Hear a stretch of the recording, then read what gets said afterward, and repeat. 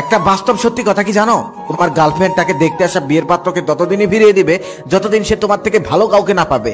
যেদিন সে তোমার থেকে ভালো কাউকে পাবে সেদিন আর সে ফিরিয়ে দিবে না, রাজি হয়ে যাবে আর তোমাকে বলবে বাবা মা জোর করে বিয়ে দিয়ে দিছে, আমার কিছু করার ছিল না, ভালো থেকো তুমি, তুমি না আমার থেকে ভালো কাউকে পাবে, কষ্ট পেও না।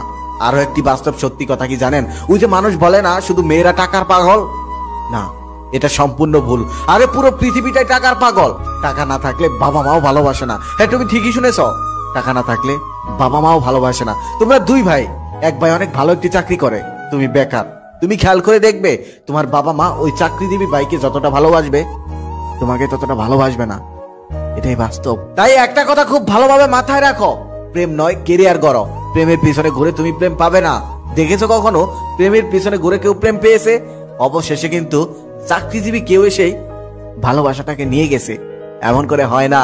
এই শহরে পছন্দের জিনিসটা পেতে হলে আগে নিজেকে যোগ্য করতে হয়, যোগ্য না করলে কখনোই পাওয়া যায় না। আমি একদিন ক্লাস 6 এর একটা মেয়েকে জিজ্ঞেস করেছিলাম, আচ্ছা তোমার কেমন ছেলে পছন্দ? সে হাসি দিয়ে বলল, দেখতে অনেক সুন্দর এমন একটা ছেলে আমার পছন্দ। আমি একদিন ক্লাস 10 এর একটা মেয়েকে জিজ্ঞেস করেছিলাম, আচ্ছা কেমন ছেলে তোমার পছন্দ? মেয়েটা উত্তরে বলেন, দেখতে অনেকটা সুন্দর না হলেও হবে, তবে